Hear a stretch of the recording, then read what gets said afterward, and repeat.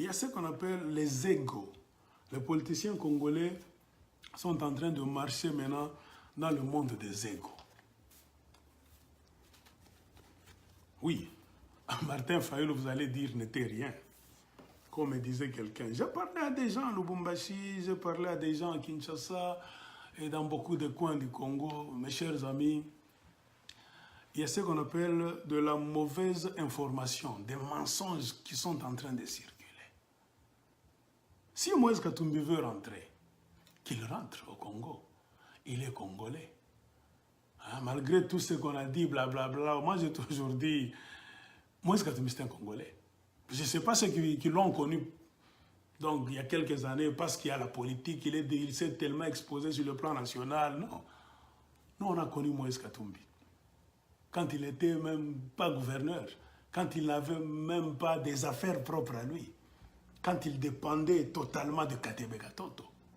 On a connu Moïse. On ne nous a jamais dit que Moïse Katumbi c'était un Zambien, non. Ça, ce sont des blablabla. Nous devons être honnêtes. Quand on aime ou bien on déteste quelqu'un, on est pour ou bien contre sa philosophie, il faut quand même être honnête. Moïse Katumbi c'est un Congolais. C'est un Congolais. Et il a fait son parcours dans les affaires. Katebe Gatoto, son grand frère, c'est lui son coach. Il a bien coaché Moïse Katumbi. Puis qu'il commence les affaires.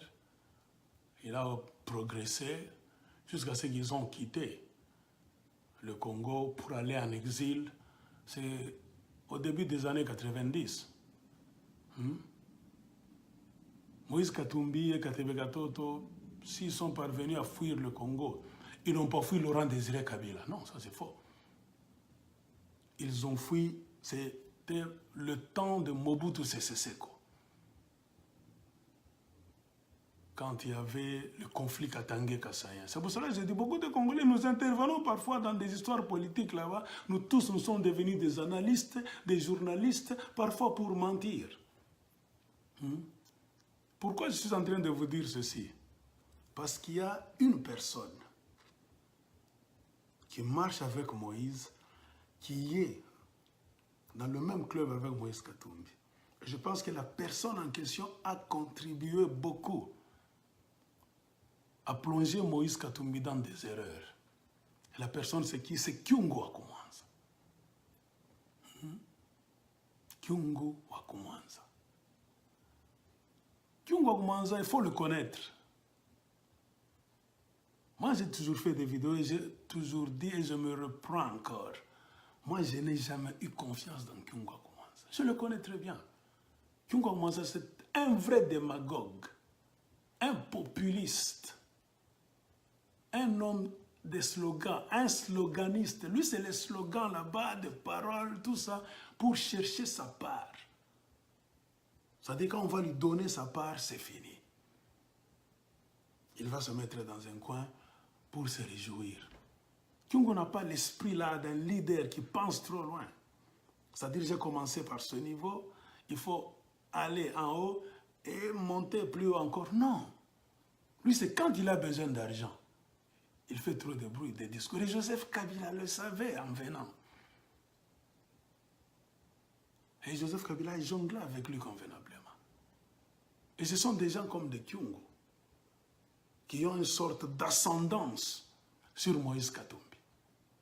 Et si Moïse Katumbi a commencé à fléchir, à commettre des bêtises, à faire même des fautes, Kyungu Wakumanza doit être parmi les gens qui sont en train de pousser Moïse Katumbi dans des bêtises. Félix Tshisekedi n'a pas réussi les élections. Il est allé signer un deal avec Joseph Kabila, qui lui a donné le pouvoir. Alors, donc, contrairement à tout ce que la majorité du peuple congolais avait en tête, et Kyungu Wakumanza, pendant qu'on faisait dans les campagnes, Kyungu Wakumanza était du côté de l'opposition. Mais Félix Tshisekedi était du côté de l'opposition. C'est-à-dire, nous avions, nous tous, un ennemi commun. Joseph Kabila et la Kabylie qu'ils partent. On avait vu Kyungo Koumanza. Parce que Moïse Katumbi a été bloqué quelque part. Par qui? Par Kabila. Kabila a jonglé avec Moïse Katumbi. Il y a même des gens qui disent que c'était du théâtre qu'il faisait. Bon, théâtre ou pas, je suis pragmatique, moi. Je parle de la réalité. Kabila l'a tellement bousculé, Kabila a créé des histoires là-bas, même d'autres histoires. Nous sommes du Katanga, des mensonges. Peut-être les gens d'autres provinces là peuvent s'imaginer tout ça. Beaucoup de mensonges pour le mettre à côté. Et Kabila a réussi à écarter Moïse de la course à la présidence. Pourquoi? Parce que dans le PPRD, Moïse Katumbi était pressenti comme le dauphin. Si Kabila était honnête, dans leur PPRD, avant qu'il n'y ait même pas les histoires des élections donc récentes, dans leur PPRD, il y avait deux personnes, Matata Ponyo et Moïse Katumbi.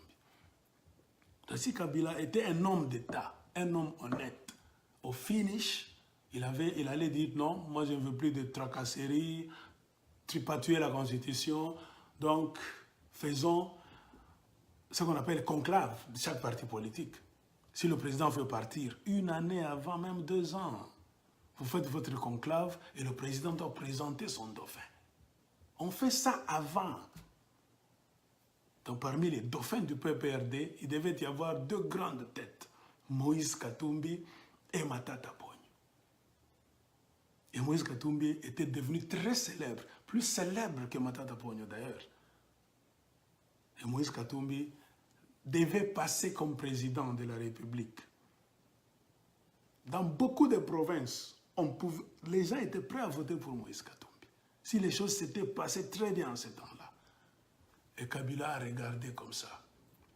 Comme Kabila avait déjà dans sa tête le plan de ne pas abandonner le pouvoir. Les affaires qu'ils ont fait avec Moïse Katumbi, nous ne savons pas combien d'argent ils se sont donnés, blablabla. Ce que nous savons, c'est que Kabila est entré au Congo pauvre. Avec les bottes en plastique, il est devenu président, il a commencé à contrôler le Congo. Moïse avait l'argent. Moïse avait l'argent. La famille de Katumbi, Katebi, ils avaient l'argent même au temps de Mobutu. Ils n'ont pas commencé à avoir l'argent au temps de Joseph Kabila, non. Oui, c'est sûr, Joseph Kabila, en devenant président, a fait rentrer Moïse Katumbi, tout ça, ils ont commencé à travailler ensemble. Moïse a monté, mais par jalousie, Kabila ne voulant pas partir, il a commencé maintenant à tripatuer toutes choses. Et il a réussi à mettre Moïse Katumbi hors jeu. En dehors du Congo encore, 2e exil.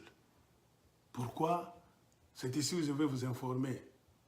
Le premier exil de Moïse Katumbi était arrivé au temps du conflit katangé-kassaïen. Pourquoi? Moïse était sous tutelle de son grand frère Katebe Katoto. De grands hommes d'affaires, il connaissait le cobalt, ces gens-là le couvrent longtemps. Avec les Mobutistes, ils faisaient ces histoires-là. Quand tous les héros étaient encore endormis.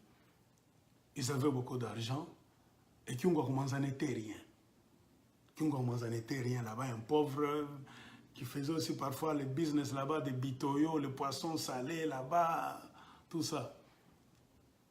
Et il y avait encore la chaleur politique, comme c'était avant 2018. Mobutu était à la fin, comme Joseph Kabila était à la fin. Mobutu ne voulant pas partir, il a fait jongler tout le monde. Et parmi les gens qui ont aidé à donc, tenir le fauteuil de Mobutu, il y avait Nguza Karli Bond et Kyungo Koumanza que Mobutu avait utilisé donc, pour les envoyer. Donc, Mobutu leur a donné une mission donc, pour s'ériger contre les Kassaïens. Pourquoi? Parce que c'est Étienne Tshisekedi qui était aussi très populaire en ce temps-là. Puisqu'à un moment donné, au plus grand début là-bas, conférence nationale souveraine, le peuple congolais, Zaïro dans sa majorité, était prêt à voter pour Étienne Tshisekedi. Comme le peuple était prêt à voter pour Moïse Katumbi. Donc il n'y a rien de spécial. Toutes choses, donc il n'y a rien de nouveau sous le soleil. De la même manière que Mobutu a fait souffrir Etienne Tshisekedi par tous les moyens en le mettant à côté, Joseph Kabila aussi a fait souffrir Moïse Katumbi en le mettant à côté. Et avec l'aide de qui? Des traîtres. Mobutu avait trouvé Nguza Karlibond, qu'il a nommé ministre. Kyungo Kumanza est devenu gouverneur du Katanga. Pourquoi le Katanga est une province riche? Pour que Kyungo puisse contrôler cette province là-bas en aidant Mobutu. À faire quoi? À balayer. Puisque la majorité des Kassaïens étaient des détenteurs de postes stratégiques à la Gécamine. Des chefs de service, des directeurs, tout ça, la majorité c'était des Kassaïens. Ils avaient quand même un poids économique, un poids financier. Et ces Kassaïens là-bas finançaient même l'UDPS avec l'argent de la Gécamine. Si beaucoup de gens ne le savent pas, c'est ça même le nœud du conflit. Il fallait enlever la main donc à ces directeurs kassaïens là-bas de l'argent de la Gécamine pour qu'ils ne puissent plus financer l'UDPS. Pour que Mobutu puisse réaliser son rêve, c'est-à-dire d'affaiblir Etienne Tshisekedi. Et Mobutu a réussi. 2 personnes s'étaient tenues prêtes à aider Mobutu dans son plan machiavélique et macabre. Nguza Karlibond, ministre pour contrôler tout, ennemi de Tshisekedi. Traître, pourquoi? Parce qu'ils étaient dans l'union sacrée de l'opposition radicale, tous ensemble.